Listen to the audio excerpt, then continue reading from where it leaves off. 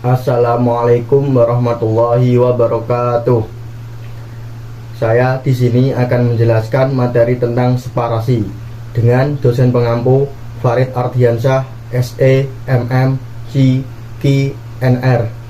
Materi ini disusun oleh Rohmat Badri Alim dengan NIM 2007211001010. Materi yang akan dibahas yaitu 1. Kaidah Islam dan kaidah umum dalam separasi. 2. Jenis-jenis dan tujuan separasi. 3. Strategi dan kendala separasi. 4. Alur separasi. Materi pertama yang akan dibahas yaitu kaidah Islam dan kaidah umum dalam separasi. Separasi adalah pemisahan antara tenaga kerja dengan organisasi atau perusahaan. Separasi merupakan fungsi terakhir dari manajemen sumber daya insani yang memisahkan karyawan dari organisasi atau perusahaan dan mengembalikannya kepada masyarakat. Separasi dalam arti pergantian dalam Islam merupakan sunnatullah atau sebuah kemestian. Hal ini dapat dilihat dari berbagai kisah di dalam Al-Quran. Misalnya, Allah mencabut kejayaan kaum Bani Israel karena sikap sombong kaum tersebut. Terdapat dalam Quran surat Al-Isra ayat 4-5. Ayat di atas secara eksplisit memberikan pesan bahwa kita perlu mengganti orang, personil, karyawan, atau kelompok yang memiliki perilaku kontraproduktif. Dalam ayat di atas adalah sifat sombong dengan pengganti yang memiliki sifat yang lebih baik dari itu. Pemutusan hubungan kerja menurut Kamus Besar Bahasa Indonesia adalah PHK dengan istilah pemberhentian, sinonim dengan separation, pemisah. Pemutusan hubungan kerja menurut Undang-Undang Nomor 13 Tahun 2003 Pasal 1 adalah sebagai pengakhiran hubungan kerja karena suatu hal tertentu yang mengakibatkan berakhirnya hak dan kewajiban antara pekerja atau buruh dan pengusaha. Istilah pemutusan hubungan kerja atau PHK kesan umum yang diperoleh adalah pemecatan sepihak oleh pihak pengusaha karena kesalahan pekerja, dan oleh sebab itu pasti merugikan pekerja. Dalam kenyataannya, kalau PHK dapat terjadi karena berbagai alasan, sebagaimana dijelaskan dalam Undang-Undang Nomor 13 Tahun 2003. Misalnya, PHK dapat terjadi secara sukarela karena pekerja mengundurkan diri.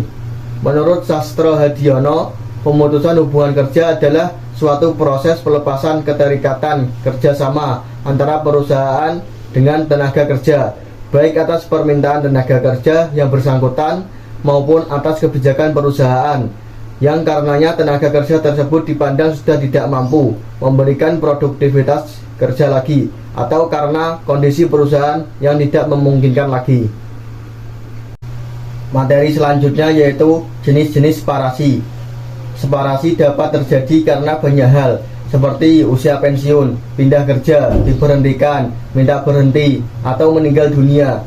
Putusnya hubungan kerja dapat diklasifikasikan menjadi separasi alami dan separasi terpaksa. Pertama yaitu separasi alami. Separasi alami adalah putusnya hubungan kerja akibatnya karyawan yang bersangkutan pensiun karena usia tua atau meninggal dunia. Batasan usia tidak berlaku menyeluruh karena perbedaan dalam jenis pekerjaan menyebabkan perbedaan dalam batas usia pensiun. Jabatan dan profesi tertentu memberikan kelonggaran untuk tetap pada jabatan tersebut sampai usia yang lebih tua. Namun pada dasarnya tetap ada pembatasan usia kerja. Penetapan batas usia pensiun memiliki banyak manfaat, seperti 1. Sederhana untuk dikelola tanpa adanya konflik, untuk membuktikan bahwa karyawan yang lanjut usia tidak lagi memenuhi syarat dalam pekerjaan tertentu. Yang kedua yaitu menciptakan lowongan yang dapat memberikan kesempatan kepada karyawan yang lebih muda untuk maju. 3. Mempermudah perencanaan sumber daya insani karena jadwal pensiun telah diketahui. Yang keempat yaitu memberikan jalan keluar secara terhormat bagi karyawan yang tidak lagi memenuhi syarat.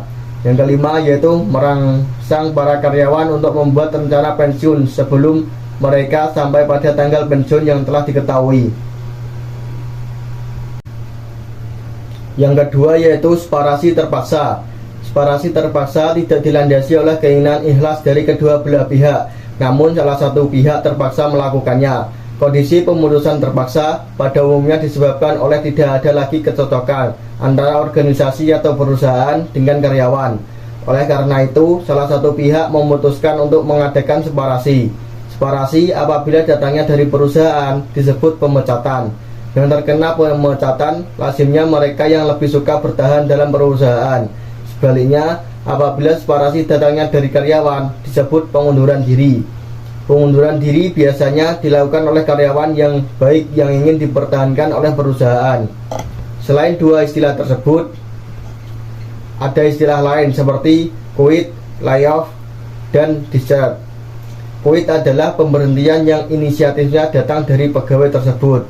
Layoff adalah pemberhentian yang inisiatifnya datang dari majikan karena pekerja dihapuskan atau karena ada pengurangan pegawai. Sedangkan discharge adalah pemberhentian yang inisiatifnya datang dari majikan karena majikan merasa tidak puas dengan hasil kerja atau perilaku pegawainya tersebut.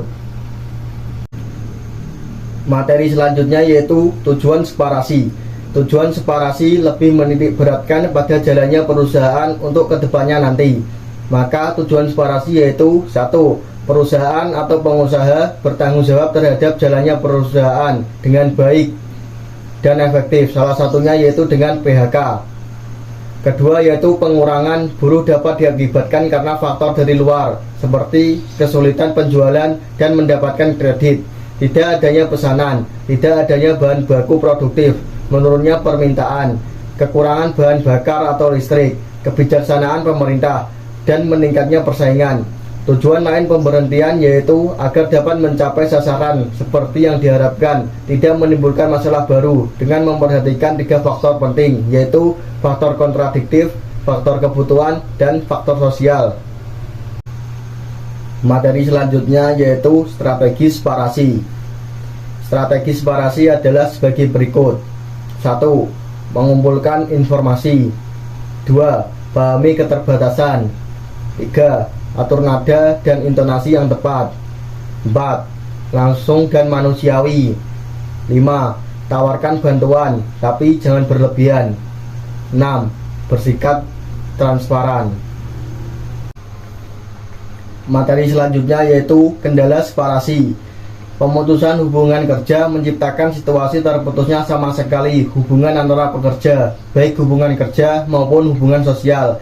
Pemutusan hubungan kerja bagi perusahaan akan menimbulkan resiko yang merugikan bagi perusahaan dan pekerja. Resiko bagi perusahaan tersebut antara lain yaitu 1. Melepaskan karyawan yang sudah berpengalaman dan setia. 2. Terhentinya produksi sementara dengan adanya pemutusan hubungan kerja. 3. Harus mencari penggantinya dengan karyawan yang baru. 4. Mengganti, perlu biaya yang besar untuk merekrut. 5. Hasil kerja karyawan pengganti belum tentu sebaik karyawan yang terkena pemutusan hubungan kerja. Materi selanjutnya yaitu alur separasi. Pemberhentian karyawan hendaknya berdasarkan peraturan dan perundang-undangan yang ada agar tidak menimbulkan masalah. Pemberhentian karyawan hendaknya berdasarkan peraturan dan perundang-undangan karena setiap karyawan mendapat perlindungan hukum sesuai dengan statusnya. Proses pemecatan karyawan harus menurut prosedur yaitu 1. Musyawarah karyawan dengan pimpinan perusahaan. 2. Musyawarah pimpinan serikat buruh dengan pimpinan perusahaan. 3. Musyawarah pimpinan serikat buruh, pimpinan perusahaan, dan P4D. 4. Perusahaan pimpinan serikat buruh, pimpinan perusahaan, dan P4P. 5. Pemutusan berdasarkan keputusan pengadilan negeri.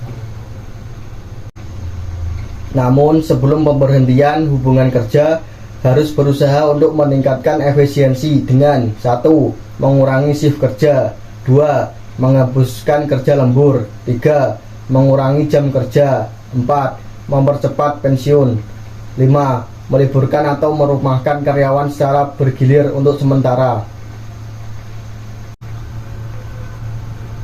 Baik, mungkin itu saja materi yang dapat saya sampaikan. Kurang lebihnya saya mohon maaf yang sebesar-besarnya. Terima kasih telah menonton video yang telah saya buat. Wassalamualaikum warahmatullahi wabarakatuh.